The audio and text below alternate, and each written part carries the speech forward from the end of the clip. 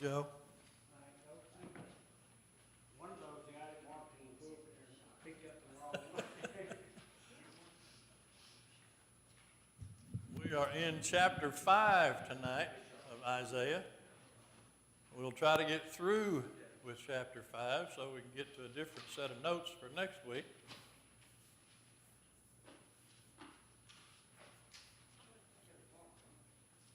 You may have a heading in the top of your Bible on chapter 5 that says, God's Disappointing Vineyard. This text begins with a song. The first few verses are a song, and the song is pretty much a parable.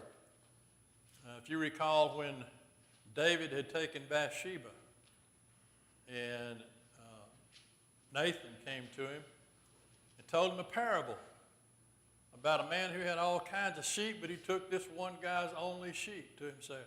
You recall that? David said, well, I had the man killed. That's just wrong. I'm paraphrasing here, of course. But Nathan looked at Daniel and said, no, you're the man. And David then understood the parable, or for instance, he had been given through the parable that Nathan told him. This is very similar, these first few verses down through, I believe it is verse 6. So let's take a moment to read down through it, and then we'll go back and look at some of the particulars. Verse 1, now let me sing to my well-beloved a song of my beloved regarding his vineyard. My well-beloved has a vineyard on a very fruitful hill. He dug it up and cleared out its stones and planted it with the choicest vine. He built a tower in its midst and also made a wine press in it. So he expected it to bring forth good grapes, but it brought forth wild grapes. O now, O inhabitants of Jerusalem and men of Judah, judge please between me and my vineyard. What more can I have done to my vineyard that I have not done in it? Why then, when I expected it to bring forth good grapes, did it bring forth wild grapes?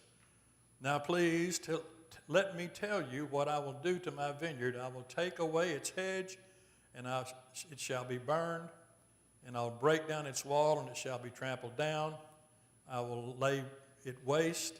It shall not be pruned or dug, but there shall come up briars and thorns. I will also command the clouds that they rain no more on it, or rain no rain on it. Do you understand the parable? Who's the vineyard?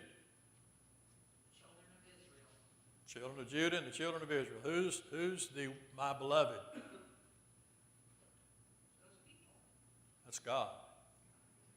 God's the vine dresser, the husbandman, the owner of the vineyard. When he put his people in the new land, he expected them to be like a prospering vineyard, one that would bring forth good grapes or good product or good produce, good results.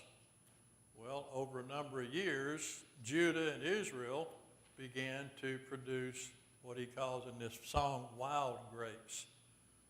Another way to look at that is sinful grapes, bad grapes. It had bad seed. Somebody grab for us Leviticus chapter 26. Leviticus 26, verses 14 through 20. Leviticus 26, 14 through 20. Whoever has that, read for us. That's the third book, you understand?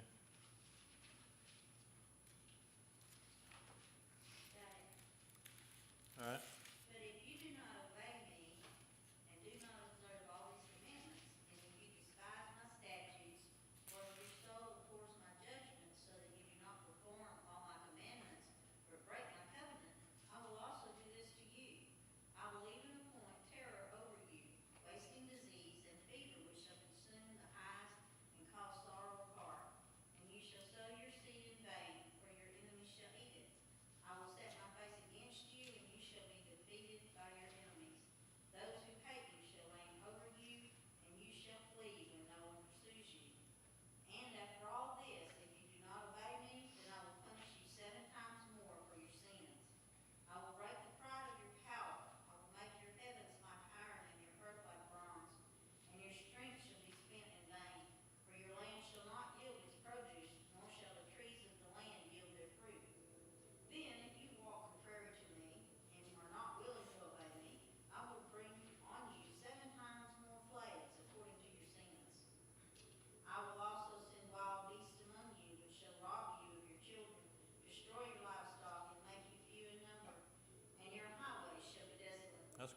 That's good.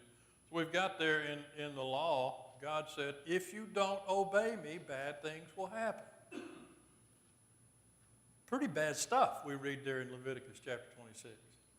Well, we're reading the same kind of bad stuff here in Isaiah chapter 5. They were disobedient. They were not following his will. They were not following his commands. They were, as we saw last week, they were arrogant. They were self-serving. And as far as God was concerned, from a beloved standpoint, that was bad grapes, wild grapes. Where it says down there, built a tower in its midst. There was a tower, like a watchtower, an elevated position, so you could keep people from coming into the garden or into the vines during produce season, during ripening season.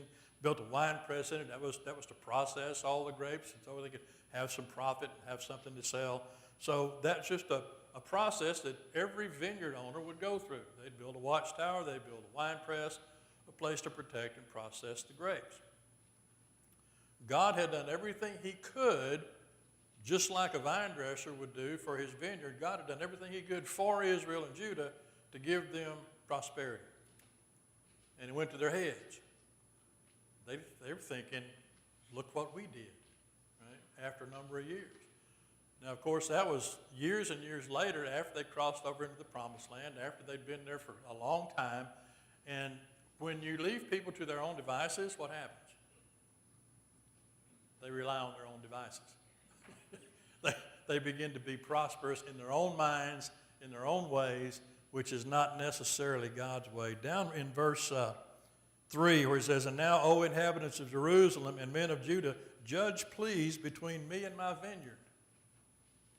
He asked the question, what more could I have done about my vineyard that I have not already done? If they respond to that, what will they be doing? They'd be judging against themselves. They're the vineyard. So Isaiah's given a strong rebuke that you're not realizing what you're doing, but you need to pay attention.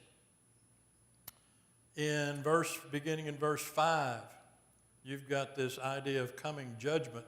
God will bring about destruction of his quote-unquote vineyard. I'll take away its hedges. The hedge and the walls were for protection, keep the animals out. You know, deer, and Jerry knows about a garden, and deer will get in there if you don't have a hedge around it, some sort of wall or some sort of protection. This is no different from a vineyard. You've got animals that will come in and trample it down and eat the produce and so forth. He says in verse 6, I'll lay it waste. Now, keep in mind, the vineyard here is people. It's supposed to be good fruit for God's will. He says, I'll even go so far as to tell the rain, no more rain on it. It's going to be briars and thorns in the end result. Verse 7, for the vineyard of the Lord of hosts is the house of Israel. Now, he's getting to the punchline of the parable. Right? When Nathanael looked at David and said, you're the man. Punchline of the parable. Here's the story. Here's the meaning. Well, here's the meaning of this parable in the song. For the vineyard of the Lord of hosts is the house of Israel, and the men of Judah are his pleasant plant. He looked for justice, but behold, oppression. For righteousness, but behold, a cry for help. The cry for help coming from those who had been oppressed. And these people were, we're going to see in a little bit, they were buying up each other's property. From the Old Testament law, the people were given X amount of land. Each tribe of Israel was given X amount of land. According to the number of people in that tribe, the amount of land. There was enough land for each person to have his own share. If they got in a jam and had to sell their property or sell some of their belongings, in the year of Jubilee, they could give it returned. They could buy it back. No harm, no foul.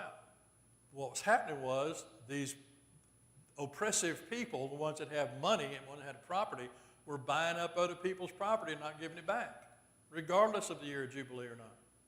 You can go back in Leviticus and read about the year of Jubilee. That's something we won't take time for tonight, but I believe it's every 15 years was the year of Jubilee, and they could have their land back and so forth. So they were not doing those. It says in verse 8, woe to those who join house to house, they add field to field till there's no place where they may dwell alone in the midst of the land. They were buying up each other's property, buying up each other's houses for their own good. Land barons, yeah, pretty much just exactly right, Rick. And then we're going to see where the punishment is going to fit the crime here in just a second. In verse 9, in my hearing, the Lord of hosts said, truly many houses shall be desolate, great and beautiful ones without inhabitant. For 10 acres of vineyard shall yield 1 bath, and a homer of seed shall yield 1 ephah. Now, I don't know how many of you are familiar with those measurements, but just a little bit of research. 1 bath would amount to 5.5 gallons. That's a liquid measure, 5.5 gallons, okay? 1 ephah is a dry measure, like you do wheat or flour. Dry measure, 1 ephah would be 1/2 bushel. Both of those are equal to 1/10 of a homer.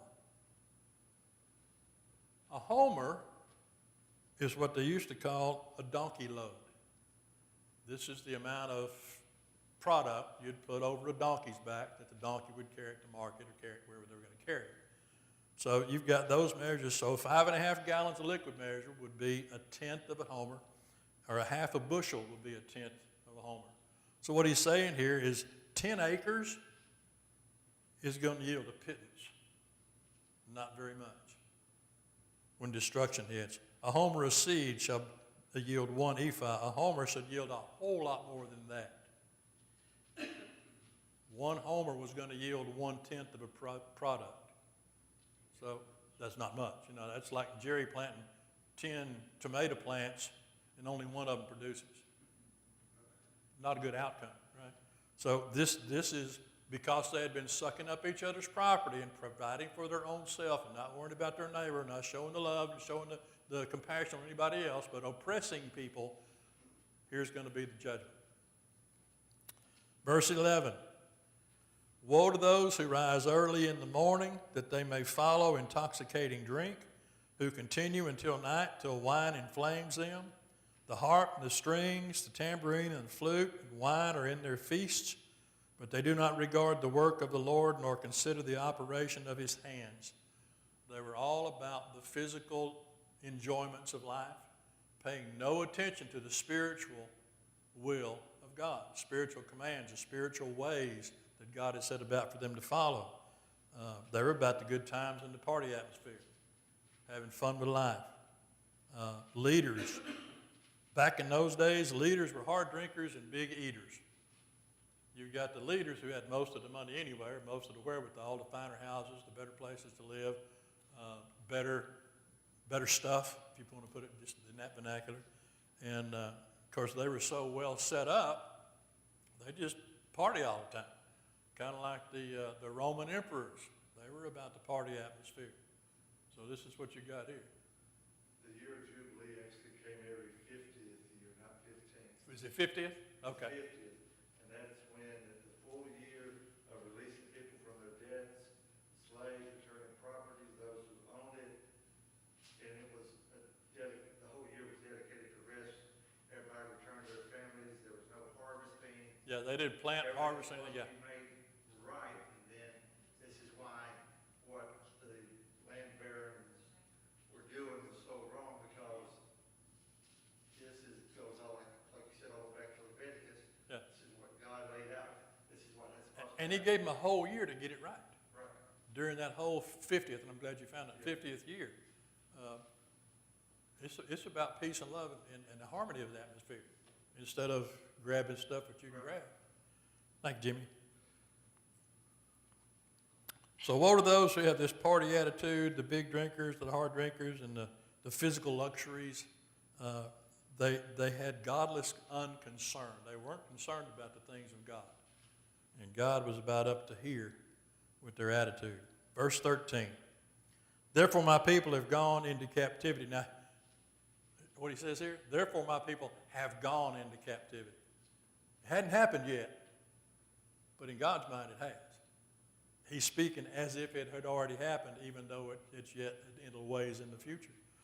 Therefore my people have gone into captivity because they have no knowledge. Their honorable men are famished, and their multitude dried up with thirst. Therefore Sheol has enlarged itself and opened its mouth beyond measure. Their glory and their multitude and their pomp, he who is jubilant shall descend into it. Talking about into Sheol. Sheol, the place, a lot of times Sheol is used as what's called the underworld, the world below, or death and hell.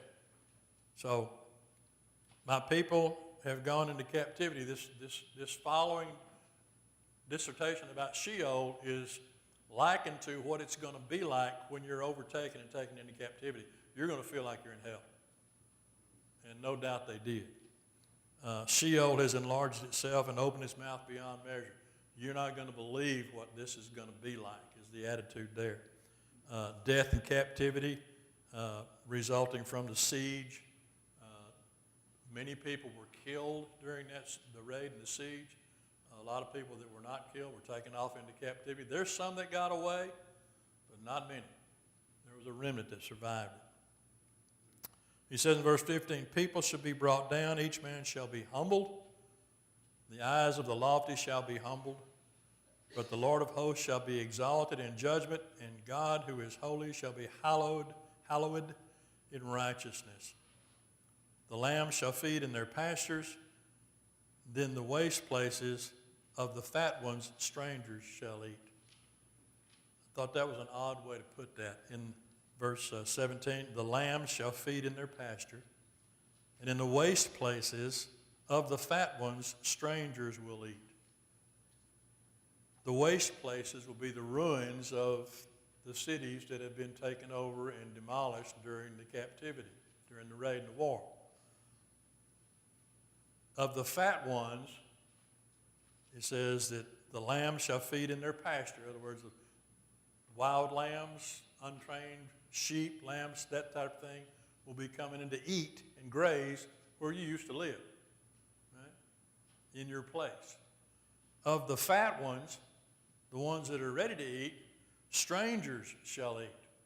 Others will be hunting in that same area where you used to live, where you've been taken away from. This is after the destruction has taken place. So he's talking in the first part of that passage, they have gone into captivity. And he's continues that same idea of they've already gone. Strangers are going to come in and eat the flocks that are there that you're not able to take part of. All your land's going to be pasture fit for nothing else, no place to live. Verse 18, woe to those who draw iniquity with cords of vanity and sin as if with a cart rope. As far as God was concerned, their sin burden was big enough, you're going to have to pull it with a cart. Wasn't just a few things. It was a cart full. This is a load of sin.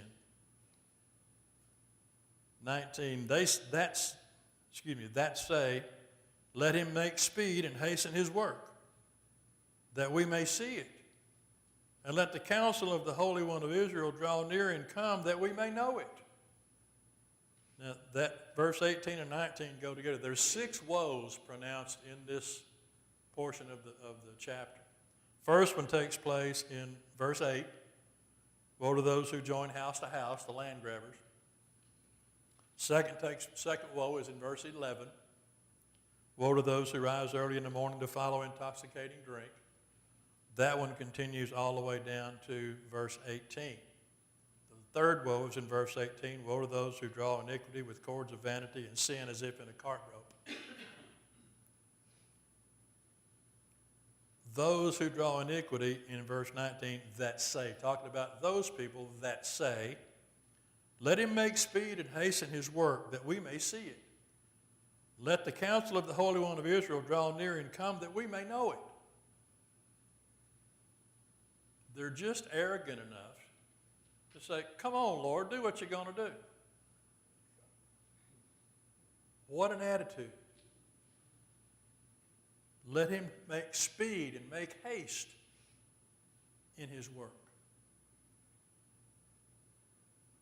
That's just a crazy attitude to have for anybody.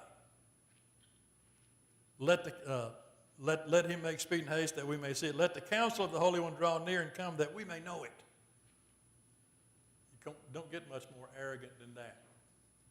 They had gone so far away from God in their lives and in their general attitude, in their minds and their hearts, they almost to the point of testing God in their attitude. Well, come let us see what you got. Oh, they're about to see all right. Verse 20, in the next woe. This would be the fourth one, I suppose. Woe to those who call evil good and good evil. We've heard that phrase before, haven't we?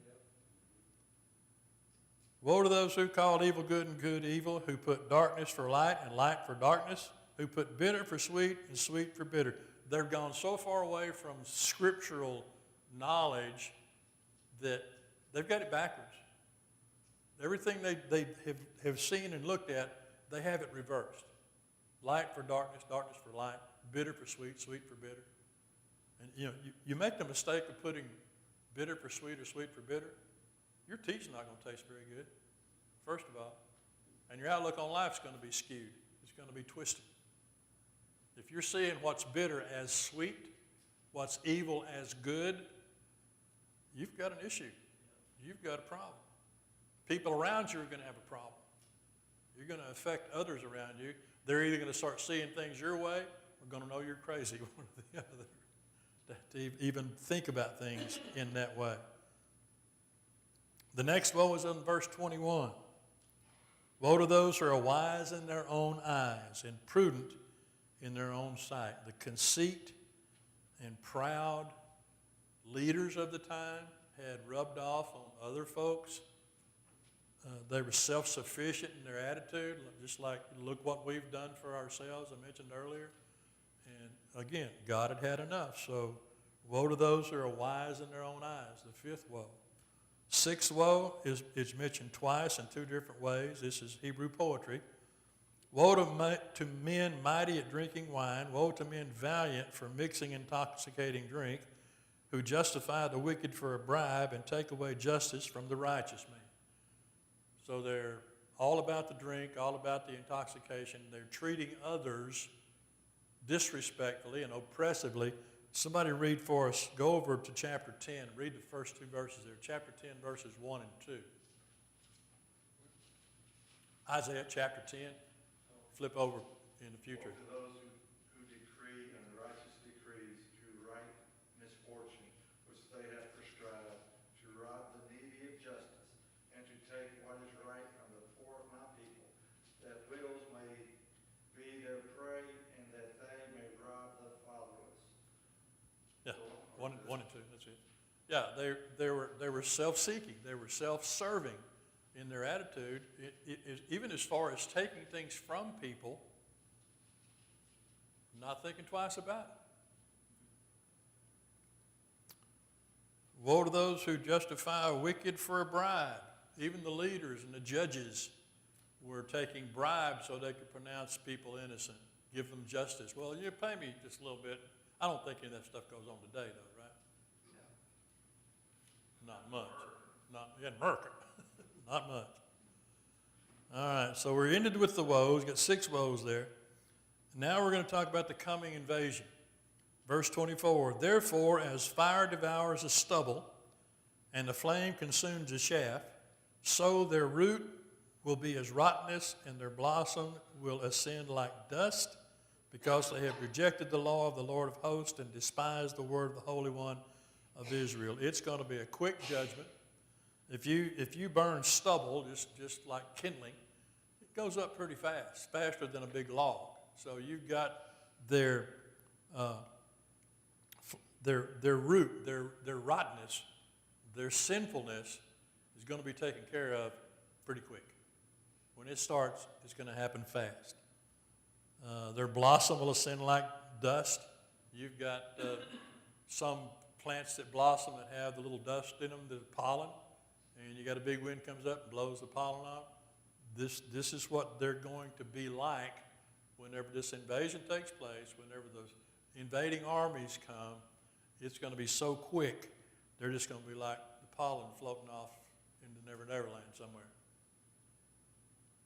because they have rejected the law of the Lord of hosts. This is the whole issue with God and his vineyard, his people, that they've rejected his law.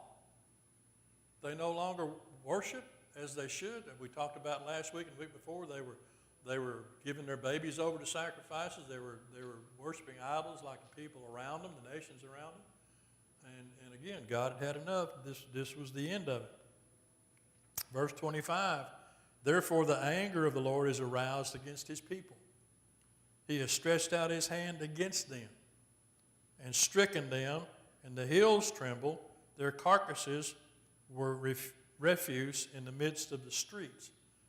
Now, I don't know if you remember or not, but back in Zechariah chapter 14, and I believe it's the first 8 verses there, mentions an earthquake.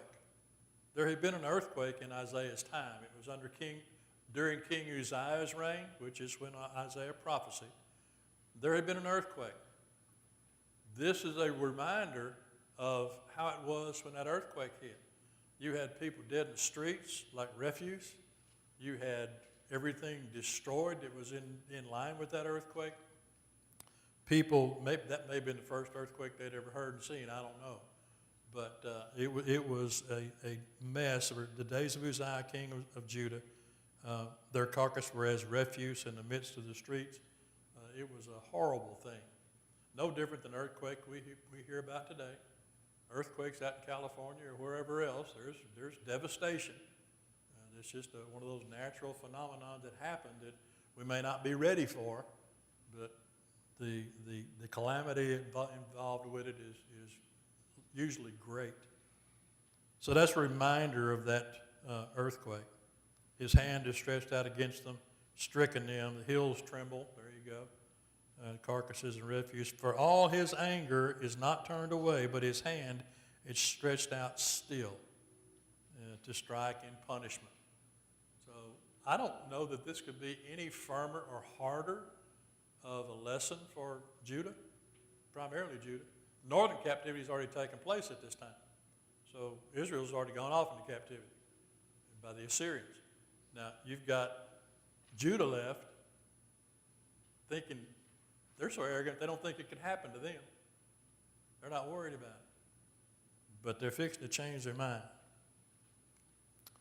Verse 26, he will lift up a banner to the nations from afar and will whistle to them from the end of the earth. Surely they shall come with speed swiftly. You've got a signal. Whatever this signal was, God had let the Assyrians know, now's the time. Now's the time to go and attack. The analogy there, and will whistle to them, the secular writer Cyril, C-Y-R-I-L, wrote a piece about there was a type of whistle that beekeepers would use to call the bees back to hive. I'd never heard that before. But that's the analogy, that's the imagery he's talking about here. He'll signal a whistle to them from the ends of the earth. In other words, it's going to be like there's so many attacking, it's like they come from everywhere. In some way, God had let them know the time was at hand. Surely they shall come with speed swiftly. It's as a hostile, perfectly equipped army that's coming. The equipment or the equipping, we read in verse 27. No one will be weary or stumble among them, talking about the invading army. No one's going to be weary or stumble among them. No one will slumber or sleep, nor will the belt in their loins be loosed, nor the strap of their sandals be broken, whose arrows are sharp, and all their bows bent. Their horses' hooves will seem like flint, and their wheels like a whirlwind. This is going to be vicious, it's going to be sudden, it's going to be quick, and it's going to be devastating. What other message did Judah need to hear but something like that to grab their attention, cause them to think, uh-oh, we made a mistake. But that didn't happen. Had that happened, had they repented, what does God do when somebody repents? He forgives. All Judah had to do was turn around back to God. And no doubt all this wouldn't have happened. Israel did the same thing. They wouldn't repent and turn back to God. Other prophecies were given against Israel. They went on. Say Israel was already in captivity. Northern captivity already taken place, and Judah's going to go into southern captivity. So they didn't learn a lesson from Israel being taken away. They're not learning a lesson from Isaiah's prophecies or the other prophets who prophesied during this same period of time. Well, Isaiah wasn't by himself. There were others. All right. Whose arrows are sharp, all their bows bent. In other words, they're ready, they're strong, they're ready to go. Interesting comment, their horses' hoofs will seem like flint and their wheels like a whirlwind. What does that bring to mind? It's going pretty fast. Pretty fast, yeah. Sparks flying. Sparks flying, yeah. In that day, they didn't shoe horses. There wasn't any horseshoeing. So if you found a horse that had strong hooves, he was more valuable than a horse with soft hooves. These guys are big, strong horses. They've got feet or hooves like flint. They're hard, they're firm. They don't need to worry about where they ride them. They're firm enough they can handle any terrain. So wherever they go quick and they go fast. The wheels might even refer to a chariot-like affair or a catapult. I don't know, on wheels. It's something that had to do with spinning wheels. But they were coming quick. He goes on to describe them. In verse 29, their roaring will be like a lion. Their roar, they will roar like young lions. Yes, they will roar and lay hold of the prey. They will carry it away safely, and no one will deliver. Oh, they're coming in like a beast.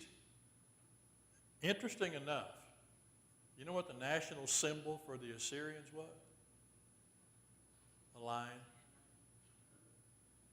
So in all this, the attacking army is not named, but you have a good idea who's going to be, right? Going to have something to do with the Assyrians. And no one will deliver, the last part of verse 29.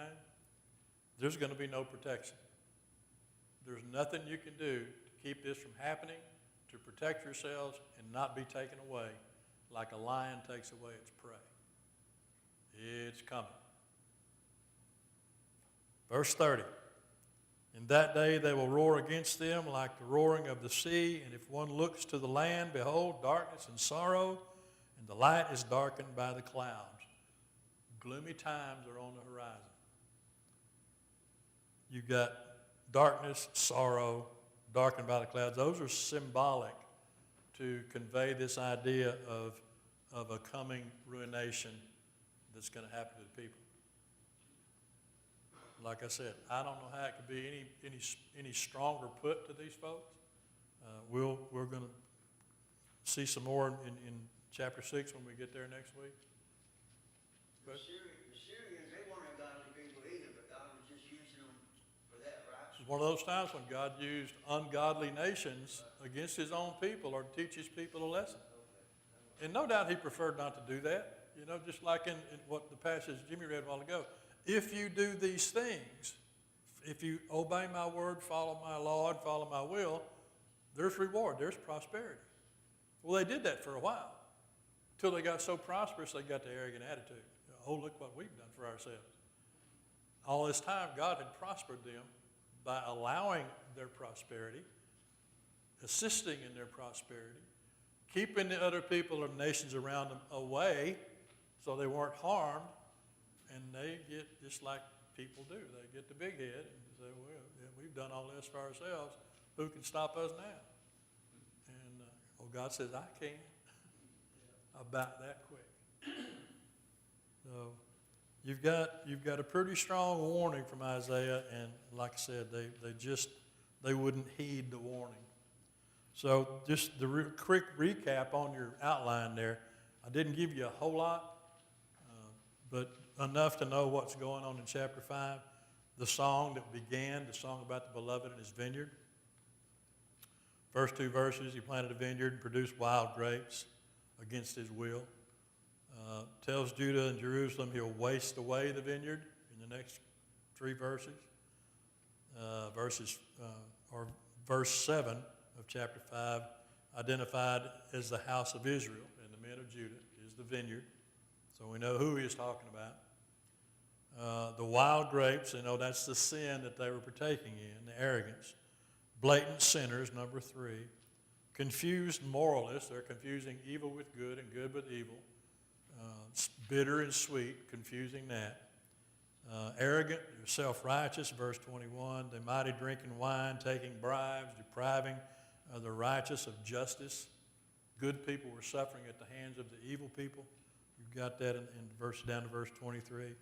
And then 24 down to 30, the impending judgment. It's coming quick. The Lord's anger is aroused against his people. Nations will come from afar and won't stumble. They won't sleep till the job's done.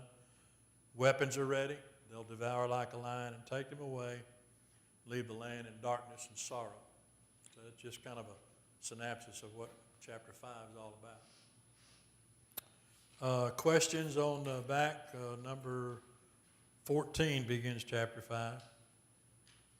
What song does Isaiah then sing? What's it about? And who's it about?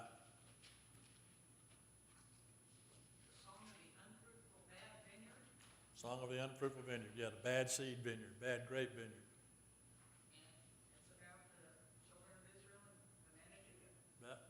It's about Judah and about their sinful ways that God is tired of.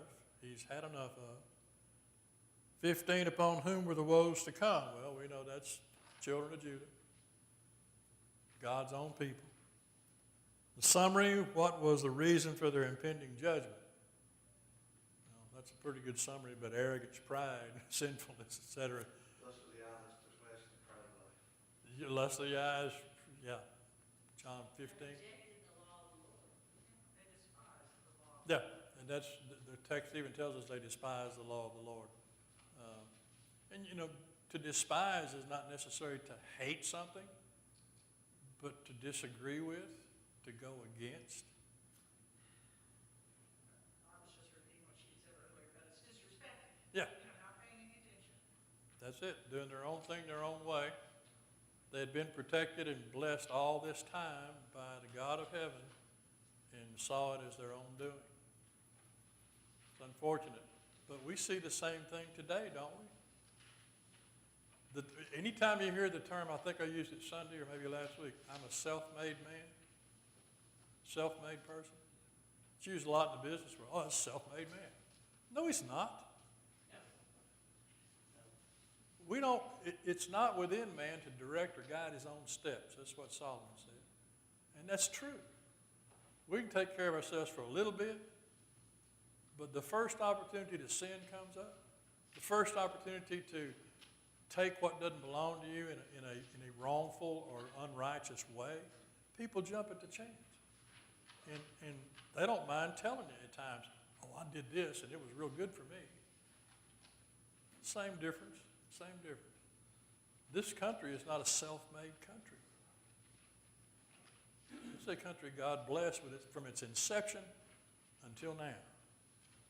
And I can only imagine how up to here he is with the way this country is going. Could he use an invading power against this country if he chose to? Sure. I'm going to tell you what, you think Isaiah was talking about this coming swiftly and quickly with the weaponry today? You'll never see it coming.